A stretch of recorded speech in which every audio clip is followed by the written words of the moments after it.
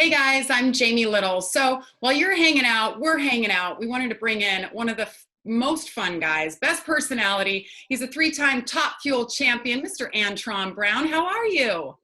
Jamie, I'm doing good. Just getting through these times. I've been kind of doing it all. No more like landscaper, gardener. I've been weed eating. I've been lawn mowing. Shoot, I'm ready to open up my own landscaping business. No yard too far or too small. Look at you. You already have your slogan. So when you're on the lawnmower, do you have a riding lawnmower? Yes. So do you try to race that thing, like beat your own time from the previous lawn mowing session? I have. You know what? It's so funny. I time myself. The first time I did, I couldn't get the pattern down like I wanted. It literally took me like 40 minutes to cut my grass. Last time I cut it 32:58. Dang. I was like, That is hilarious. I think you need to get your wife or your kids to video this because that could be pretty funny. my wife took pictures and I didn't even know she even put them on Facebook. She put them on Facebook, James, and people are calling me up saying, "Hey, B, man, what you gonna come put some stripes in my lawn?" I'm like, "What you talking about?" Like, I don't even know where they're getting it from. And my wife was posting on Facebook, and I started laughing. I was like, I got you now. I got you. Nothing is safe in this quarantine time. There are cameras and microphones everywhere, and our own family members will out us. Yes, they will. Yes, they will. My daughter, my sons, and it's been going stir crazy, but we've been making the most of this quarantine time because we're really bonding as a family. And I never realized for so long, you think you really know your kids, but you really don't know them until you spend day after day after day, like every minute of the day. And I'm finding some interesting stuff out, like about my daughter who's 18, about my son who's 15. Like, I'm finding out these jokers always thought they were innocent and good, and they got some sneakiness to them. Really? Well, dad's like traveling all the time. So when you're home for a couple days a week, they're probably like little angels and all is good. Dad leaves, they all go back to it. And you're like, what do you mean they're doing this or that bad? Now you're seeing the reality.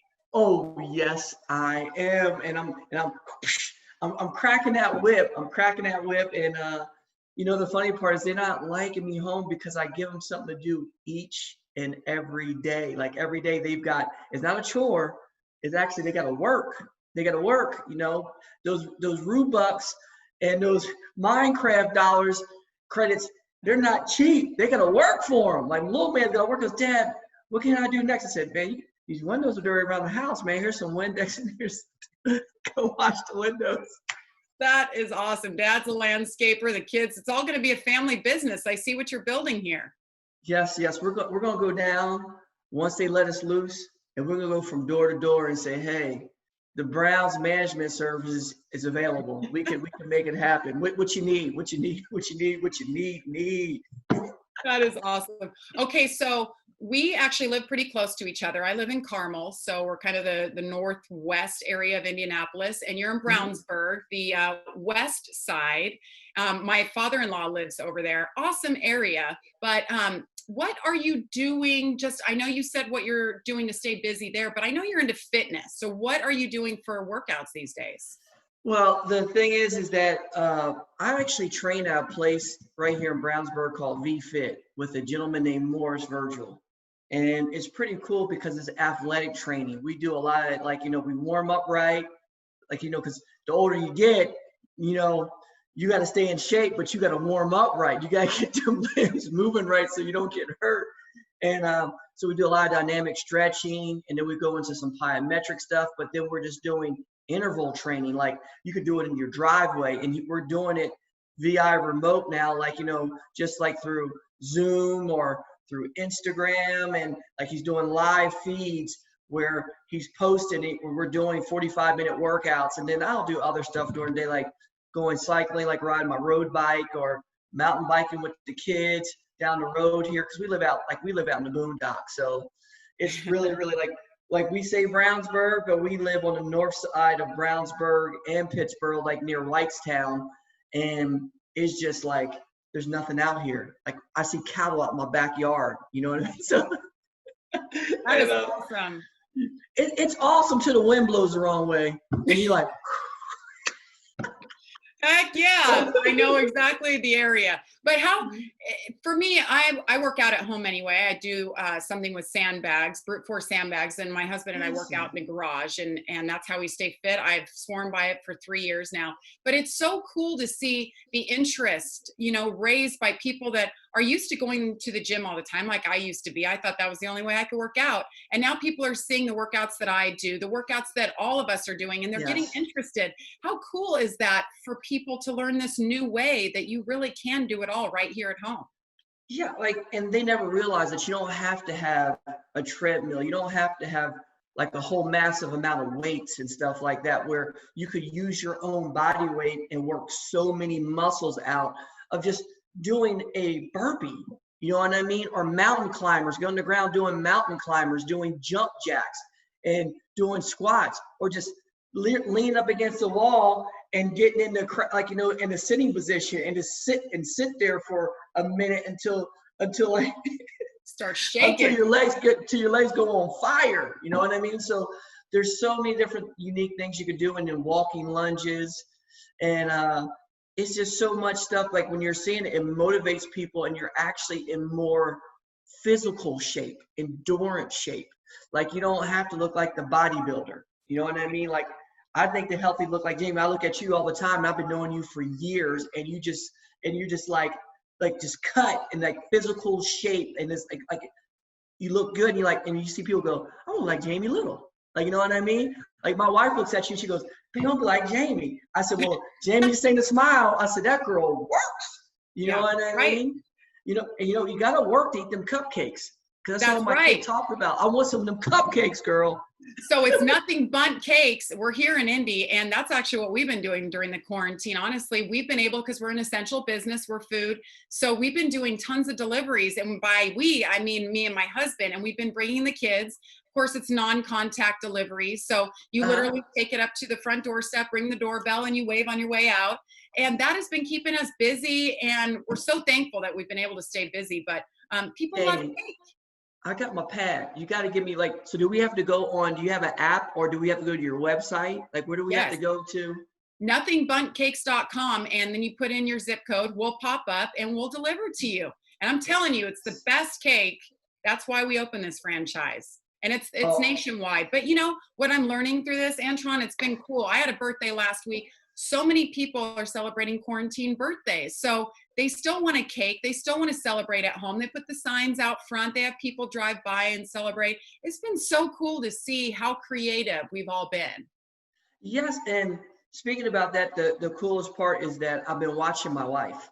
And my wife, she's even been on local news around town here and different stuff like that. She created like a room on Facebook, like a page on Facebook for actually adopting seniors, because the seniors don't get to graduate this year. They don't get to, they don't have a prom. They don't even know if they're going to walk up an aisle and get their diploma. That's what they go to school, literally, for 12 years of their life to actually, this is their moment. And my daughter is a senior. That's why my wife was so into it. And she created a page where people are adopting seniors, where seniors will sign up, and people can they'll put in little baskets together to give the different seniors and different people of that nature, and they're going to drop them off, deliver them so they can be appreciated. And you can see the people dressing up in their suits, their prom dress, and saying, hey, this is what I'm gonna look like when I go to a prom or a deal. And eventually everybody have a get together. Yeah. And then they're chiming in. My wife's on the other hand, and we've been fully supportive, where her and my daughter have been sewing face masks every day, like from 8 in the morning until 9 at night. Like my wife's up till 1 in the morning, and they're producing masks with different designs that she's giving out to people. And all they can want to give a donation just for material so they can actually keep making more. And That is it's so been cool. pretty awesome, pretty awesome. That's what this time really should be all about, right? Is just doing for others the good stuff, the good stories. I mean, I know that I'd rather do that stuff, give away, and just make people's day more than anything else. I just love it. If you have a birthday and you need a cake, I'm your girl. We love hooking people up because I just love to see the joy. A lot of people are going through a tough time right now. A lot of people lost their jobs. They're dealing with a lot of issues and bills, and if they get something that makes their day, your wife makes a basket for their child, or a cake brightens their day, that's really what it's all about. Absolutely. It's just how we get through it together. That's why I tell people each and all the time. And everybody always wants to focus on the doom and gloom. And for me, we choose to look at all the positive things that can come out of this and how we can come together as a community and support one another to get through it. And through businesses, like we got guys in our shop, like our guys in our shop is a guy named Mike Anderson. Is so funny. He was one of our CNC operators in our shop. So everything shut down. Well, Mike has a landscaping business. Like he does it on the side. Like, you know, it's not like a big, this is like his thing he does. Like he has a job but he's not getting paid any money. You know what I mean? He's getting nothing in. So I said, well, Mike, man, I need some help around my yard. So my normal landscaping company, I said, hey, bro, I'm putting you on hold because I'm like family helps family right now because they got plenty of other accounts that they're doing. And I go, well, Mike, man, come over to the house, man. Let's do this. I got some stone I want to pull around the pole barn. I want to put some new trees in, some plants in. And I need to cut all my new beds in around my house. And we need to put mulch in. And we did 13 and a half yards of mulch around my house.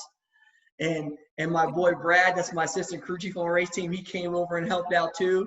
So it was like 3 men. I was cutting the grass, doing all that. I was putting Roundup on the area that we had to put stone on, and they're putting the mat down. I mean, we had a fiasco going on in here for the last 2.5 days.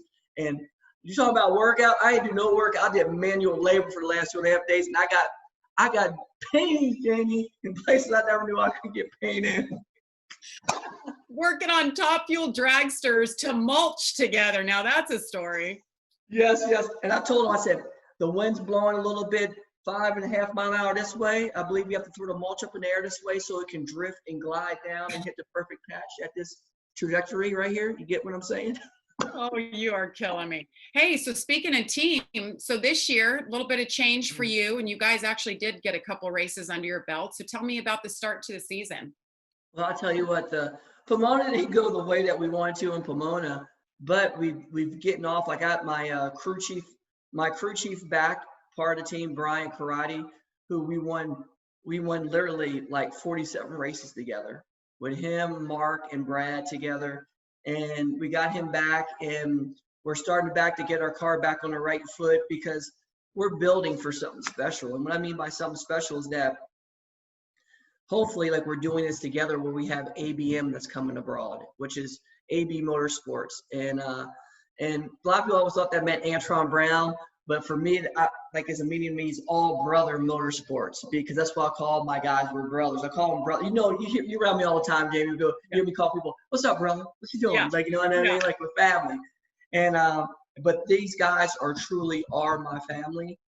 And what we're doing, we're trying to build something special. And I'm trying to go to that next level where I want to have a small knit race team. Like, you know, it's been great for me to be part of Don Schumacher Racing for all these years, won a lot of races, championships, and stuff like that. But I'm looking at the next deal going forward where, okay, what does AB want to do next? Well, I want to be able to build a team and maybe have 2 race teams total, like a funny car team and a fuel team, and then be able to look at talent coming abroad, like how I came into the sport and going and giving this new kid a shot. You get what I mean? And not seeing the same people just have the same rides in our sport. Our sport needs that new energy. You know what I mean? Like, we need the new people coming in, like a Bubba Wallace, you know what I mean? Or like a Haley Deegan and stuff like that, where you see new talent and going, we want this. And I say, you know, I want to have the next guy coming in and go, hey, I want the new Justin Ashley. Boom, get him and put him in my car. Yeah.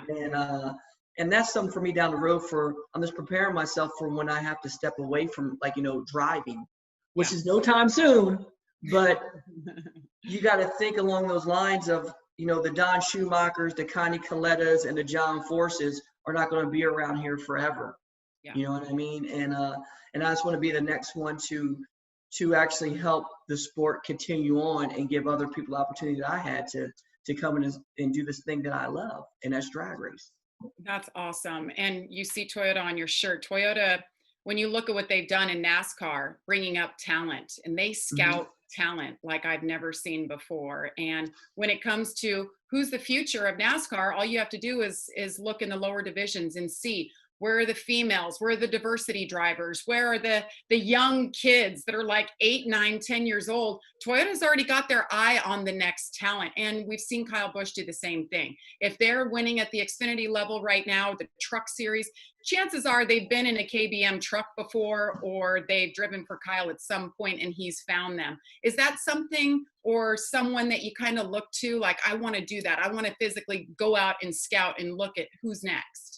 Absolutely, because as you know, I race junior dragsters with my kids, and we race in a highly competitive series called the Midwest Junior Super Series. That's all here in the Midwest, from St. Louis to Ohio, all the way down to Kentucky. But we have people that come race in our series from Georgia, from Tennessee, Wow. Texas. They drive up to race our series, where it's the best of the best kids in the country, probably in the world, pretty much. And I'm seeing these kids come up. And I can name a couple names off, like Matt Sackman that works on our team. That's where he came from. That's how he got to work on our team. Tyler Allison, Devin Eisenhower. And Devin Eisenhower in our series, like, you know, he won championships in our Midwest series.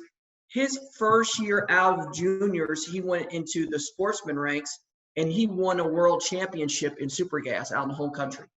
Wow. So you're seeing these kids come out, and I'm seeing them at an early age. I'm like, and they're telling me, well, they call me Mr. Antron. I'd start laughing. I said, just call me Antron. It's okay. Mr. Antron, Mr. Antron. And I'm like, and I'm looking at it, and I'm like, I could see this girl here in my car, in my race car. She's that sharp. And I can see, look at this boy over here. I'm like, and they're impressing me at the early age, because these kids are winning with 1,000 of a second packages where they can't break out. Like, they know the game, and they're 12 years old. You know what I mean? So I'm seeing them. And then when they get 16, 17, and they get old enough to go to big car racing, they jump in big cars and they're taking out the big names that won championships year after year like they're nothing. And they're young kids. And I'm like, we need more of this in the top of the series. They go into the sportsman level, but we need more of that in the alcohol series, the pro mod series, and develop it into nostalgia, funny car and dragster series and ultra series, where we could take them in and move them and migrate them up into the fuel ranks, where we can have more racers, more teams out there. And I think that's what's going to help make our sport really go to that next level. You know, it's interesting. I just interviewed Danica Patrick the other day for a new series called Off Track with myself. And Danica and I talked about that I always get that question. I'm sure you do too. Where's the next driver coming from? Where's the next Danica Patrick or next Antron Brown? And my answer is, they're out there. It's just a matter of somebody taking a chance on them. Danica Patrick wouldn't be Danica Patrick if Bobby Rahal didn't say, you know what, I'm going to give this girl a shot and put money behind her and put her in the Indy 500, put her in the Toyota Atlantic Series. And it's because of him that she was able to do what she does. And yes, she's skilled and talented, and that carried her. But it takes somebody saying, like you, hey, I'm going to give you a chance in my car. And that's so important to have people like you. Well, and it's so crucial to actually growing things that's around us. And I feel interest in that, because it really gets my juices flowing and pumping up when I can see somebody that has that passion. Like, you know what I mean? That's the difference, because there's some where people just, some people come for money, where they can be put in a car while they're doing it for fun. But it's a difference when you see somebody that has that want to and desire. You get what I mean? Like, a lot of people don't know why John Force is who he is. John Force is who he is because he has that want to and desire. But then you might see some other people that are just out there, and you're like, they're just out there to be out there. Yeah. And that's the difference. I want to bring those people in that I can see that has that want to, that has that gladiator personality, that the look, and And you speaking about Danica brings memories. I remember when she used to race go-karts, and she used to race quarter midgets. And I remember distinctly she came in my trailer when I was racing pro stock motorcycle back in the day. And this is like when she was like young, you know what I mean? Yeah. It was so funny. She came in our trailer and hung out, and she was there with her dad. And it was in Juliet in Chicago, Illinois. I remember it like yesterday. It was so funny. And I saw the fire in that girl's eyes. And I was like, this girl ain't just no cute little girl. This girl is like for real. Like she had that attitude. She had that, like that attitude about her. Like, exactly. And I was like, this girl's going to do something. This girl's going to do something. And I remember I was racing for the U.S. Army, and she was sitting in the trailer. And I think she was racing a midget that year. I think she was sponsored by like Clorox or Tide or somebody like that. She was a blue car. I remember like yesterday, she was telling us the ins and out and what she really wants to do. And she was very energetic, and she was just like to the point. And like, she was like, she wanted to make it happen. And Bobby Rahal saw that in her. And that's something that you can't instill in people. And I see that every day in those junior dragster ranks, where it gets me excited, because I'm like, that's how I am. And when you see people that have that same determination and that heart, you're like, oh, they're going to be great, because they're so moldable, because they want it so bad. And you can actually mold them into what they need to be, because no more just winning races. Yeah. You got to do that full, you have to have that full, like that full pie. You got to be a good spokesperson. You got to have charisma. You can't have bad days around fans. You can show your emotion, because they like to see the emotion, because they want to know that you're that real person. But you've got to have that full gambit to be great now, like to actually be in this realm that we call motorsports. To go out there is not just winning races, is can you win off track too? That's the question. Yeah, that's so true. That's what sets these guys apart, and girls.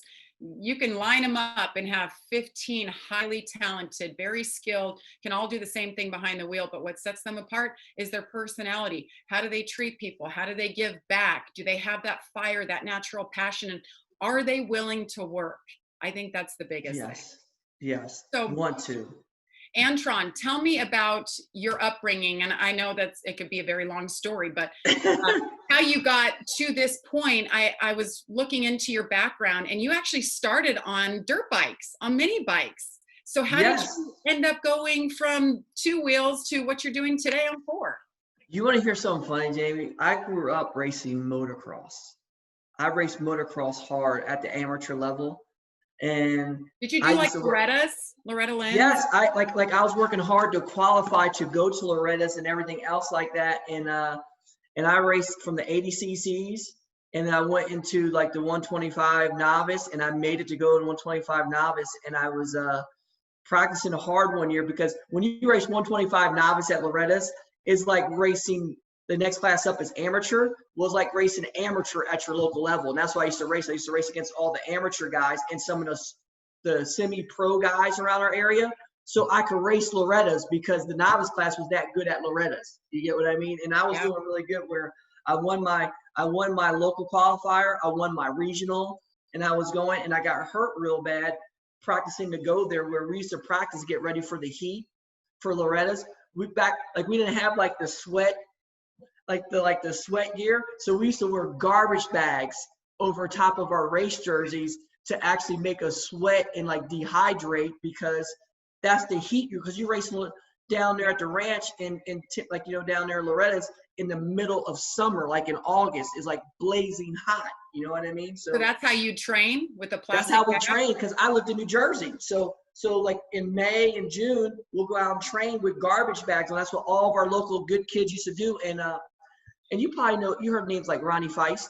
Oh yeah, I know Ronnie well. Well, me and Ronnie Feist grew up together. I used to race. He was younger than me by like a couple of years. And I remember when he first started racing, I used to give Ronnie my gear, my Fox gear, because I was bigger than him.